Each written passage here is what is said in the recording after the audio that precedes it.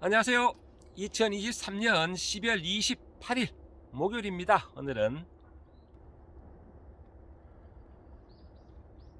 잠시 농장에 들렀습니다. 요즘 추워서 사실 할 거는 없어요. 없는데 잠시 농장에 들러가지고 이제 음식물 쓰레기 이제 농장에는 제가 퇴비 만들기 위해서 이렇게 그 걸음짜리 걸음팀이 뭐 이쪽 경상도 저희 지금 걸음팀이라고 합니다. 이런 걸음팀 해가지고 이렇게 한 자리에다가 이런 음식물을 계속 버려가지고 자연적으로 바닥은 땅이니까 흙이니까 이제 이게 발효가 되고 썩고 나면 또 퇴비로 활용을 하고 그렇게 합니다. 이렇게 이제 음식물 찌꺼기 이렇게 버리면서 이제 걸음짜리 이렇게 걸음 퇴비를 만들고 있는데요. 이렇게 이제 또 모아두었던 음식물 쓰레기 좀 버리고요. 나는 길에 오늘 이렇게 제가 마늘과 양파 이야기 잠시 한번 해보도록 하겠습니다. 이제 보통 이제 텃밭 하신 분들 참고로 제 영상은 뭐 기농이나 신규농 텃밭농 많이 보시는데요. 참고로 대농분들은 좀 이해를 바랍니다. 텃밭농 위주로 말씀드리다 보니까 처음 이렇게 이제 마늘이나 양파 이런 걸 심으신 분들은 겨울에 다 얼어 죽지 않을까 걱정들을 하십니다. 그러다 보니까 뭐 완결을 덮는다든지 아니면 집을 덮는다든지 아니면 비닐 멀칭을 해가지고 하면 터널을 한다든지 뭐 이런 여러 가지 부직포를 덮는다든지 이런 나름대로의 대책을 강구합니다. 이제 지역에 따라서 지난번에 제가 말씀드렸는데요.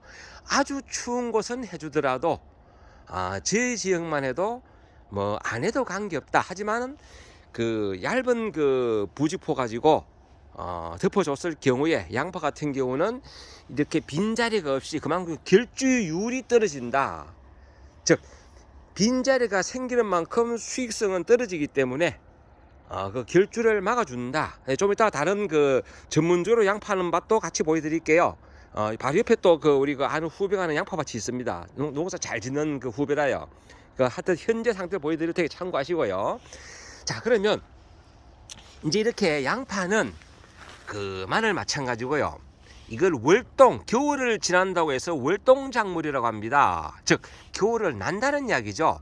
겨울에 얼어 죽는 작물이 아니고 겨울을 버틸 수 있기 때문에 월동 작물이라고 합니다. 그러니까 일단은 걱정은 많이 하지 마시고요.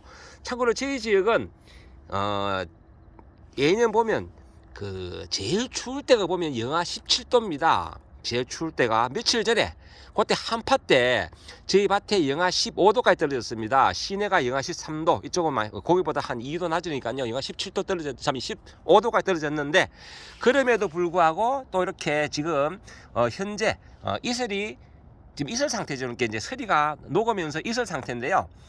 이렇게 또 녹으면 다시 잎이 이렇게 파릇파릇합니다. 이렇게 생기가 있습니다. 이렇게 이 상태에서 또 광합성을 합니다. 이게 광합성을 해요.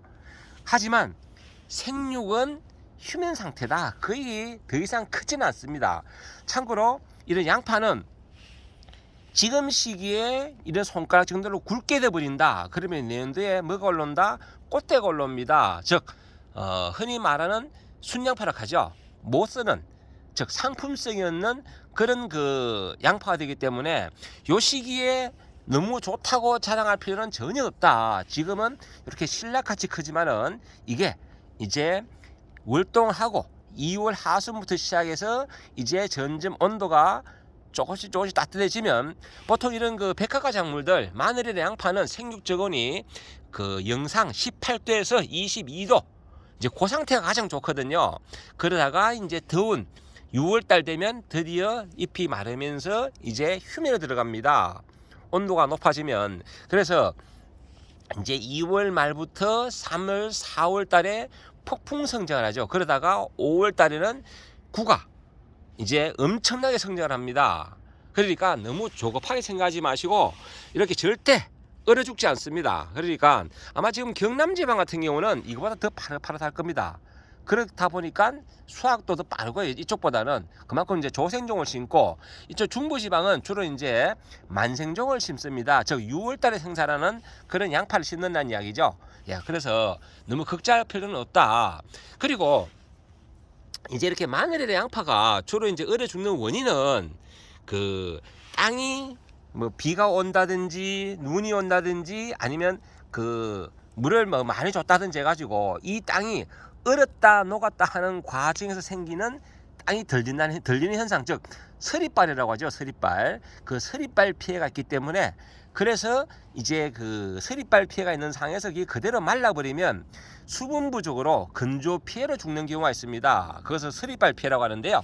이제 그것을 이제 방지하는 방법은 흙을 복토에서 좀 더 덮어준다든지, 즉 얕게 심기면 이게 들었다 놨다 들었다 놨다 하는 과정에서 뿌리가 마르거든요. 그래서 그걸 방지하는 방법은 위에 흙을 좀 덮어준다든지 하는 복토하는 방법입니다. 아니면 이제 뭐 비닐을 좀 덮는다든지, 그 양파 같은 경우는 이제 부직포를 덮고요.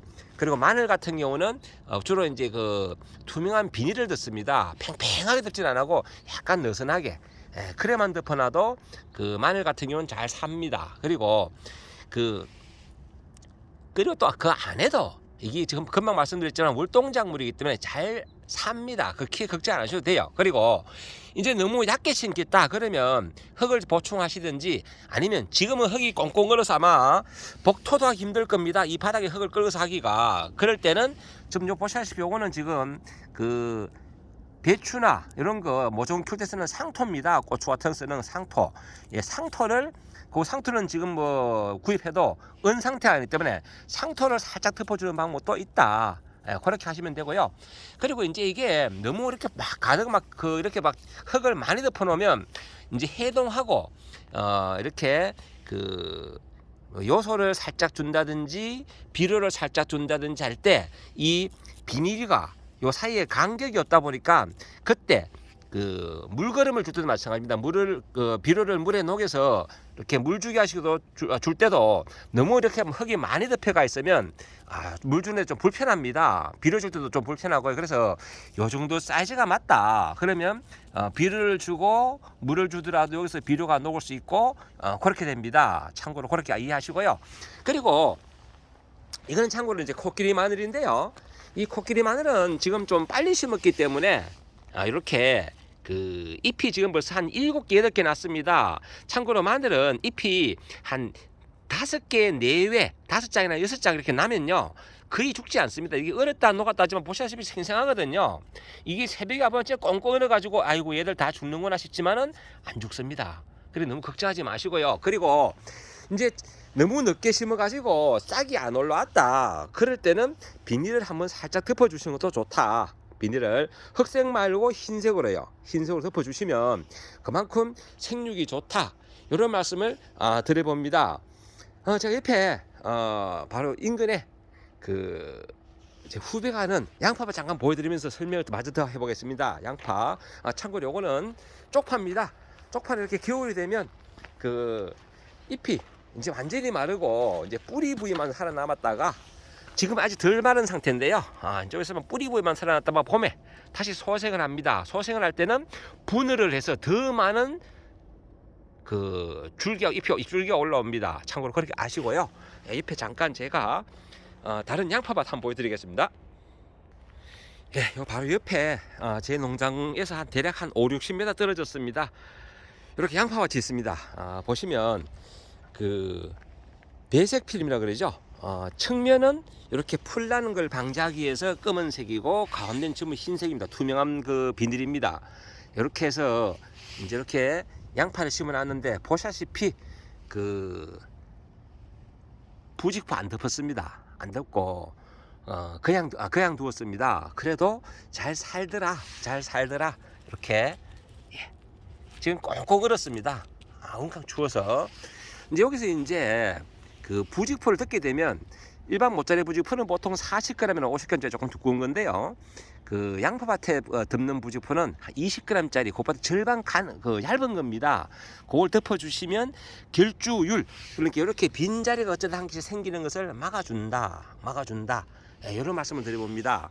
그리고 이제 참고로 그 부직포를 덮을 때는 분명히 녹균병약 피 쳐주고 살포가 난 다음에 덮어주셔야 되고요. 그리고 부직포를 벗길 때는 필히 바로 녹균약을 쳐주셔야 됩니다. 왜냐하면 노균은 저온 다습한 상태에서 많이 생기기 때문에 그런 부분은 필히 방지해 주셔야 된다라는 말씀을 드리면서 또 다시 제 밭에 가겠습니다.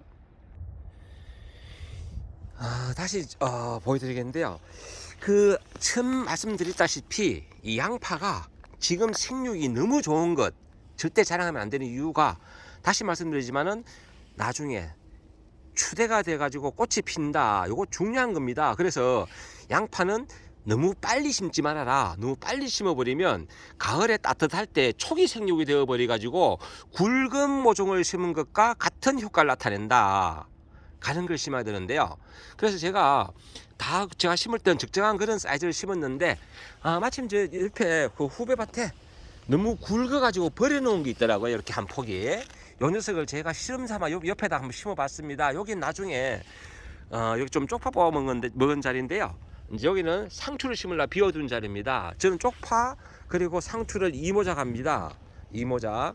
참고로 그렇게 아시면 되고요. 나중에 요거는 제가 한번 비교해서 보여드리겠습니다. 굵은 것을 심었더니 그 양파 추대 꽃이 올라오더라, 이런 이야기 한번 해드리겠습니다. 비교하기 위해서 이렇게 너무 빨리 심기보다는 양파는 10월 초에 심으면 도리어 망한다. 그래서 그 저온 감흥을 받아서 버너리제이션, 즉 추나처리가 돼서 꽃대가 올라오니까 양파는 심더라도 10월 하순 11월 초에 심어야 된다. 또 너무 늦게 심으면 뿌리 활체가 안 돼서 그만큼 얼어 죽을 확률이 있으니까 되도록이면 10월 말이나 11월 초에 양파는 심으셔야 된다라는 말씀을 드리고, 마늘 같은 경우는 늦게 심어도 죽지는 않습니다. 늦게 심은 경우는 멀쩡하시면 되고요. 비닐 덮어주시면 됩니다. 되고, 또 걱정되면 비닐 턴을 해주셔도 되고 됩니다. 특히 마늘은 추대가 되면 그 꽃들을 잘라내면 되니까요. 잘라내도 뿌리는 크거든요. 그러니까 그건 걱정하지 않으셔도 된다라는 말씀을 드리고, 대신에 이제 마늘은 9월 말 10월 초 10월 중순에 심은 것과 늦어서 12월 달에 심은 것은 나중에 마늘 밑에 형성된 구의 크기가 달라진다. 즉 작아진다는 이야기죠. 생육 기간이 그만큼 짧기 때문에 작아진다. 이런 말씀 드리면서 오늘 잠시 이렇게 마늘, 양파 이야기 해봤습니다. 이제 서리빨이 생겨서 나중에 들떴을 때는, 그때는 이제 땅이 녹고 난 다음에 눌러주셔야 된다. 즉 텃밭 이야기입니다. 대규모는 그래 못합니다. 왜? 이거 일일이 눌러주는 건 장난이 아니거든요. 장난이. 그러니까 서리빨은 눌러주시든지 아니면 해동하시면서 다시 물 주기 위해서 차분하게 깔아앉으셔도 됩니다. 예, 그렇게 하시면 되겠습니다. 늘 좋은 날 되시고 행복한 날 되시기 바랍니다. 감사합니다.